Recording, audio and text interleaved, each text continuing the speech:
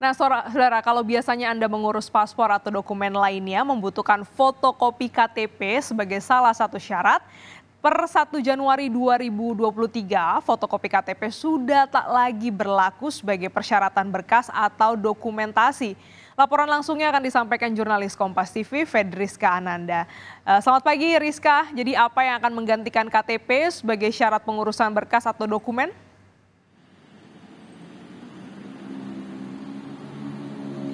Nah, inilah yang saat ini masih di tengah dimatangkan ataupun dirampungkan oleh pemerintah, Glenis, di mana ini akan nanti ada kartu identitas digital.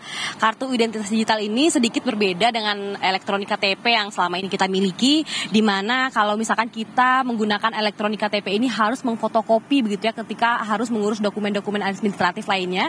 Namun nanti per tanggal 1 Januari 2024 ini pemerintah ini mulai mencanangkan atau mulai menghimbau masyarakat warga untuk beralih ke kartu identitas digital, di mana nanti ini bentuknya berupa aplikasi yang nanti akan terintegrasi dengan data Dukcapil yang dimiliki oleh Kementerian Dalam Negeri, sehingga ketika nanti kita harus mengurus paspor ke rumah sakit ataupun mengurus pelayanan publik lainnya, ini kita tidak perlu memfotokopi KTP yang seperti selama ini kita lakukan.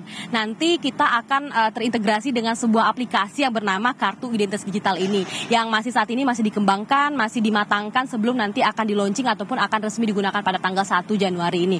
Nah, bagaimana nanti bentuk dari kartu identitas digital ini? Apakah nanti akan menggantikan sepenuhnya eKTP? Ini tentu tidak, karena memang sifatnya hanya melengkapi dari kartu KTP elektronik yang kita miliki saat ini, di mana nanti aplikasi ini akan berupa barcode begitu ya.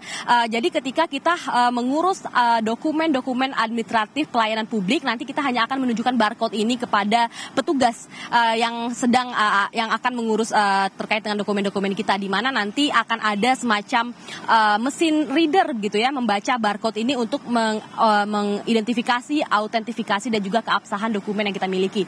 Nah, bagaimana cara untuk kemudian meregistrasi dan juga menggunakan aplikasi ini nanti? Nah, kita semua nanti bisa menggunakan ataupun mengunduh di platform ataupun App Store dari masing-masing smartphone kita, dan kemudian nanti tinggal meregistrasi dengan cara kemudian memasukkan nomor NIK kita, dan kemudian nanti kemudian membuat akun dan nanti akan diberikan semacam password begitu ya.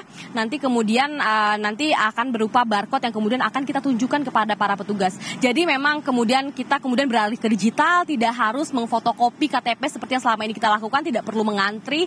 Jadi dengan menggunakan kartu identitas digital ini, semua data dokumen kita ini akan terintegrasi dalam satu aplikasi ini, dan kemudian tentu ketika memasuki masa-masa ataupun transformasi digital ini, kita juga tentu harus berhati-hati, tidak memberikan password sembarangan, dan juga terkait dengan keamanan cyber yang juga harus dijamin oleh pemerintah. Glenis. Baik, terima kasih jurnalis Kompas TV, Fedriska Ananda, atas laporan Anda.